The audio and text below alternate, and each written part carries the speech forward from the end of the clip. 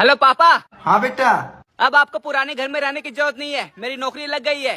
छोटा सा मेरा जहां है। बेटा मुझे पता था तू जरूर एक दिन कामयाब बनेगा। ठीक है पापा, फोन रखिए, अभी हम बहुत बिजी हैं। ठीक है बेटा। ये क्या हो गया? ए भैया 5-10 रुपए दे दे भैया।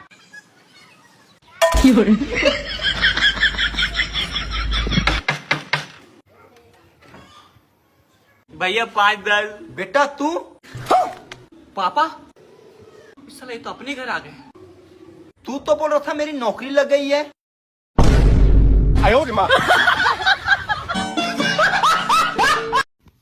আরে বন্ধু কালকে তো কই আসিলি আমরা সবাই মিললা রাই তো মেলা আন্ডা দিছি। আরে পাগলা আন্ডা না ওটা আড্ডা হইবো। আমি তো স্পটে সাড়ানবার গেছিলাম। ওটা স্পোর্ট হইতো না এক্সপোর্ট হইবো। আর শার্ট কিনছস কংগ্রাচুলেশন।